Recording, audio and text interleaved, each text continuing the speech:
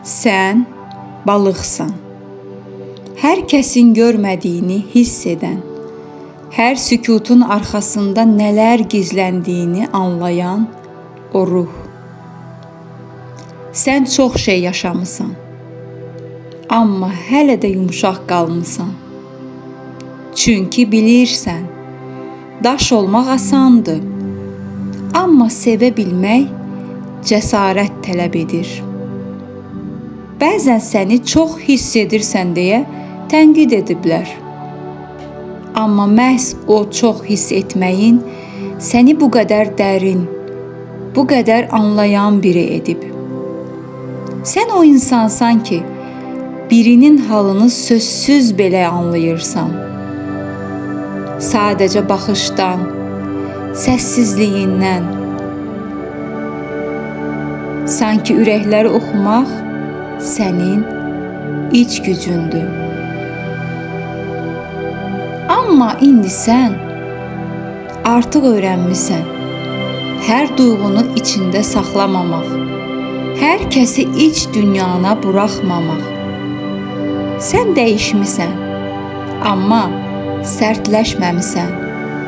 Sadəcə dərk etmisən ki, səni hər kəs anlaya bilməz və bu çox normaldır.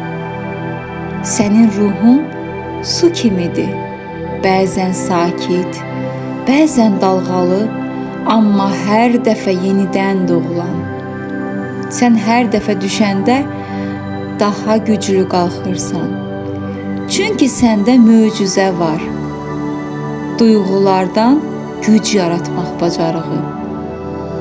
Bəzən səni xəyalpərəst adlandırırlar. Amma sən bilirsən ki, hər böyük şey bir xəyalla başlayır. Sənin təsəvvür gücün, sənin inamın elə səni başqalarından fərqləndirir. Sən inananda həyat da sənə inanır. Balıqlar, sən artıq başa düşmüsən ki, sakitlik zəiflik deyil. Sükut sənin ən güclü silahındır. Çünki sən artıq qışqırmadan da duyulmağı öyrənmisən. Sən artıq anlayırsan, kim qalmalıdır, kim getməlidir. Sən öz dərinliyində sabitləşmisən. Unutma, sənin mərhəmətin zəiflik deyil. Sənin yaxşılığın, təmizliyinə inamın sənin işığındır. Və o işıq kim olursa olsun, heç vaxt sönməsin.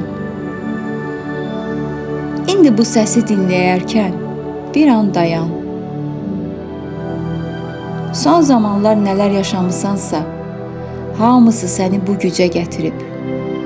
Bəli, sən çox hiss etmisən. Bəli, bəzən incimisən. Amma indi bax, sən hələ də burdasan. Daha ağıllı, daha dərin, daha parlaq. Əgər bu sözlər sənin içindən keçdisə, bir ürək qoy şərhlərdə. Qoy bilim ki, hələ də hiss edən, amma və abunə ol.